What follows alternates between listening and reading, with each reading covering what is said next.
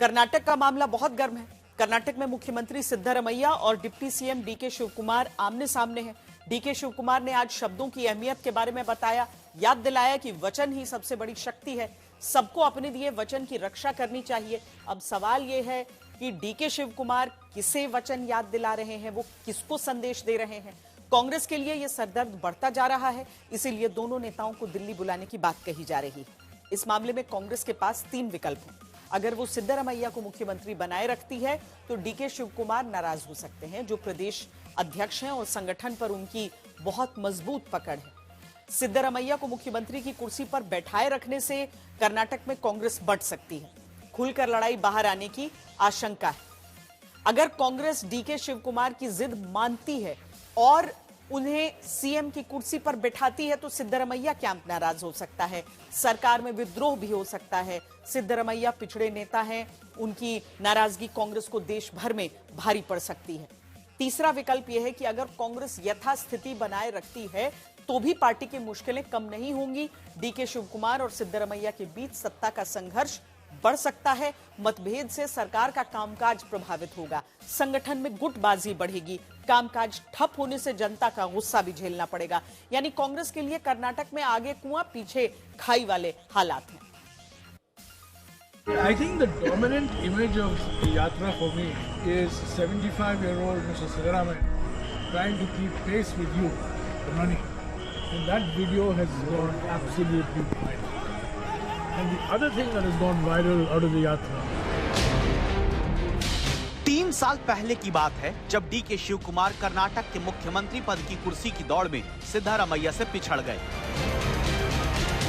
So the people have understood in Karnataka people, Siddharamaiah is also at this age is fit. जबकि DK Shivkumar ने कांग्रेस को जिताने के लिए मुख्यमंत्री की कुर्सी को पाने के लिए जमीन आसमान एक कर दिया था।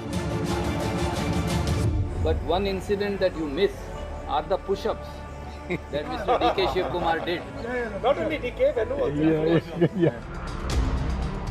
सिद्धरमैया और डीके शिवकुमार के बीच एकता दिखाकर कांग्रेस ने कर्नाटक तो जीत लिया, मगर मुख्यमंत्री की कुर्सी को लेकर दोनों नेताओं में होड़ रुकी नहीं।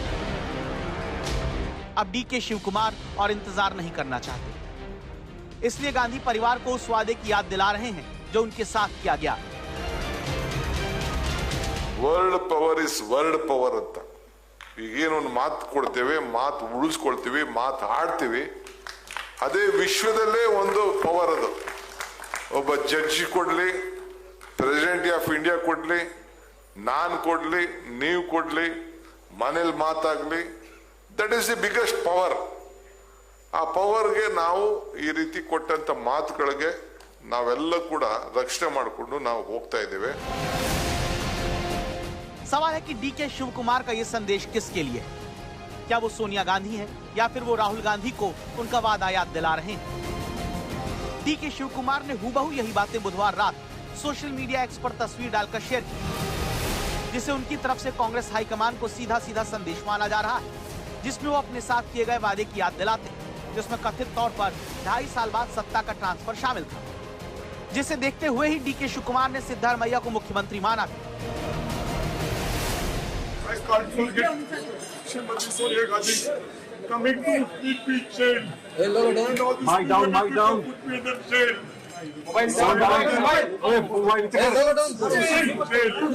Along having an office that is the confidence spot. Gandhi family and the Congress party in the entire country. ये डीके शिवकुमार ही थे जिन्होंने जी तोड़ मेहनत करके कांग्रेस को कर्नाटक जिताया, जिन्होंने राहुल गांधी की भारत जोड़ो यात्रा के असर के नैरेटिव को मजबूती दी। राहुल गांधी के नेतृत्व में कर्नाटक में ये यात्रा 21 दिनों तक चली थी। इन 21 दिनों के दरमियान ये यात्रा कर्नाटक के 7 जिलों से होकर गुजरी। इन 7 जिलों में कर्नाटक की 48 विधानसभा सीटें पड़ती हैं। इस बार के नतीजे पर अगर नजर डालें तो इन 48 विधानसभा सीटों में से 32 सीटें कांग्रेस जीत कर आई। डीके शिवकुमार अपनी इस मेहनत का फल चखना चाहते हैं, पर डीके शिवकुमार की बॉडी लैंग्वेज में भी आ चुका है। वो ना तो पहले की तरह भावुक हैं और ना ही अब इंतजार करने के मूड में दिखते हैं। तभी तो गांधी परिवार के ये करीबी नेता खुलकर अपने दिल की बात कहने से नहीं चूक रहे हैं। ಇಲ್ಲಿ ನಿಂತಿರೋರು ಈ ಚೇರ್ ಬೆಲೆ ಗೊತ್ತಿಲ್ಲ ಇವ್ರಿಗೆ. ಕುರ್ಚಿ ಎಷ್ಟು ವ್ಯಾಲ್ಯೂ ಇದೆ ಅಂತ ಗೊತ್ತಿಲ್ಲ. ಹೋಗಿ ಸಿಕ್ಕಿದ ಚೇರ್ ಎಲ್ಲ ಒಂದ್ ಕಡೆ ಕೂತ್ಕೊಳ್ಳೋದು ಬಿಟ್ಬಿಟ್ಟು ಸುಮ್ಮನೆ ನಿಂತವ್ರು ಇವರು. ನೋಡಿ, ಅಲ್ಲೂ 2 ಚೇರ್ ಇದೆ, ಕೆಳಗಡೆ ಚೇರ್ ಇದೆ. ಎಲ್ಲ ಸೀನಿಯರ್ ಲೀಡರ್ಸ್ ಎಲ್ಲ ಕೆಳಗಡೆ ಕೂತವ್ರೆ ನೋಡಿ. MLAಗಳು, MP ಆಗಿದ್ದವರು, ಮಂತ್ರಿ ಆಗಿದ್ದವರು ಎಲ್ಲ ಕೆಳಗಡೆ ಕೂತವ್ರೆ. ಇವ್ರು ಚೇರ್ ಬೇಡ ಅಂತ ಇವ್ರು ನಿಂತವ್ರು. ನಿಮ್ಗೆ ಯಾವ ಚೇರು ಸಿಗಲ್ಲ. डीके शिव कुमार के इन तेवरों को देखते हुए यही सवाल पूछा जा रहा है कि क्या वो सचिन पायलट बनेंगे, जो मुख्यमंत्री की कुर्सी नहीं मिलने पर अपनी नाराजगी जताकर पार्टी में लौट आए, या फिर ज्योतिरादित्य सिंधिया बनकर कर्नाटक में कांग्रेस की सरकार गिरा भी सकते हैं। ज्योतिरादित्य सिंधिया बेंगलुरु चले गए थे। कांग्रेस के लिए सबसे ज्यादा चिंता की बात यह है कि डीके शिव कुमार की प्रदेश संगठन पर सबसे ज्यादा पकड़ है। ऐसे में उनकी नाराजगी पार्टी को हर लिहाज से महंगी पड़ सकती है। और गौर करने वाली बात यह कि कांग्रेस के एक कद्दावर नेता संघ प्रार्थना नमस्ते सदा वत्सले मातृभूमि कहते हुए कांग्रेस को सदन में सख्ते में डाल चुके हैं। नमस्ते सदा वत्सले मातृभूमि अध्यक्ष हिंदू भूमि सुगम वर्धितोहम